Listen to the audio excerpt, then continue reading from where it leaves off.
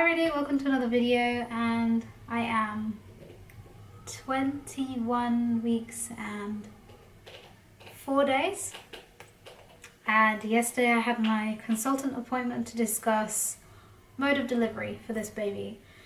So if you don't already know, I've had 2 previous cesarean sections. They were category 2 emergency cesarean sections. Both for failure to progress, but also there was some issue with Fox's heart rate, so that was my second pregnancy, and he didn't seem to be too happy and he wasn't coping very well. So I was told in the hospital at the time that the recommendation, if I were to have any more children, would be to have an elective cesarean the 3rd time around. At the time, I was pretty adamant that we were not going to be having any more children, yet here we are, these things happen. I'm having to think about mode of delivery again. Initially, when I discovered that I was pregnant again, I didn't feel like I wanted to do all that work again that I put into my previous failed VBAC because I had failed, I guess, and I just sort of thought it was too much work. However, as the days and the weeks went on, I found myself leaning towards another trial of labour and hopefully a successful VBAC. This is going against the recommendation, and honestly I expected in my consultant appointment yesterday that I was going to get a lot more resistance. Hi! You waving to the camera? That's nice. You say hi. Hi. I think that I got really lucky. I've met this consultant before. I met him during my last pregnancy, and I honestly really can't fault him. He is extremely pleasant. He didn't talk down to me. He didn't try to persuade me either way on elective cesarean or VBAC. He was very understanding. I didn't detect any judgment for my choices and my wishes, which was really great. I know that not all consultants are like this, and I think I just got really lucky. I think I just got really lucky, huh? Yeah? I can't let you have that. Sorry. We ended up having a really realistic conversation about the choices that I am making. What's up? And overall, it was really quite a pleasant appointment.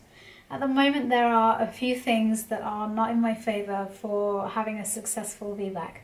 Mostly it's to do with my history of not actually getting into active labour before. Every time, or each time I've been in labour, I've only contracted without dilation. So I've never experienced active labour beyond 5 centimetres. I think I only ever got to about 2, maybe less than that, because both of my babies' heads were high and there wasn't that sort of adequate pressure to push down on my cervix and help it dilate, even though the contractions were really efficient. So that doesn't help. That's strike 1. Strike 2 is the fact that I have had a C-section not all that long ago. So the strength of the scar and how it's healed is unknown. I mean, it's unknown for every woman who's had a C-section, but the chances of me rupturing my scar during labour, it puts me at a slightly higher risk of that happening. Now, the risk of rupture is quite low. He did admit to me that there is not much data to show the difference between 1 C-section and 2 C-sections, which I was really grateful for his honesty there. Because sometimes you find that consultants will just say stuff to sort of scare you into having an elective. But he was very truthful, and they said that they didn't really know. And the 3rd strike against me is that if I went overdue, which I have done with both of my pregnancies, so it seems likely that it would happen again, is I would seriously have to think about having an elective over an induction, because induction puts undue stress on the scar and could very much increase my likelihood of rupturing, which is very serious. Hi.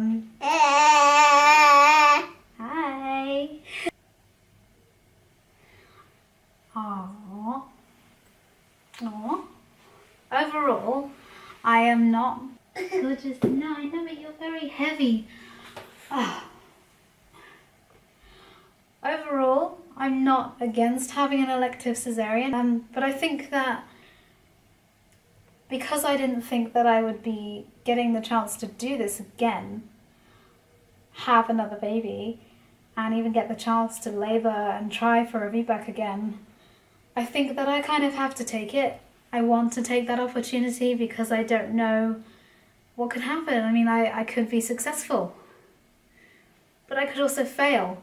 But I think I would be happier failing in the knowledge that I gave it a good try. And,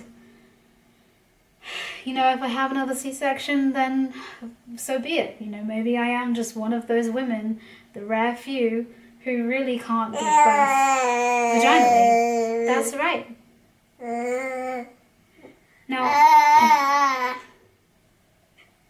one unexpected perk, for us at least, of an emergency or an elective cesarean is that I could opt to be sterilised at the same time. So the way that they would do this, because I asked, is that they would literally just remove the fallopian tubes, not the ovaries and not the uterus. So my cycles and my hormones would remain unaffected, but it would be a permanent way to ensure that I don't get pregnant again. And honestly, I don't see myself wanting any more children beyond this third one, because I really didn't think that I was going to have a third one. And I had kind of come to terms with that and made my peace. And with the genetics and stuff, it's just too scary every time. So I would rather know that that is a permanent change that can be done at the same time if I'm having a C-section, and it only adds sort of 10 or 15 minutes to the overall procedure, and the risks associated with it, apart from the major surgery itself, are quite low. So that is where I'm at the moment. I am going to see my consultant again at 34 weeks to see if my wishes are still the same, because I did say that I could change my mind. However, at this point, I think I'm definitely stuck on VBAC, and I'm going to give hypnobirthing another try and really give it my all, because this is my last chance to do this, right? I'm seeing the consultant midwife soon. I'm hoping to speak to them mostly about how to make the labour ward a more comfortable place to labour, because I would be required to be there basically from the beginning. Whenever I start contracting, I would be required to go in straight away so they can really monitor me closely. And I understand why. No. So, yeah, that's all for now. And I will be back with another video really soon. Thanks for watching, guys. Bye. Can you say bye? Bye. Bye. No? I'm going to turn it off now. Okay? You say bye.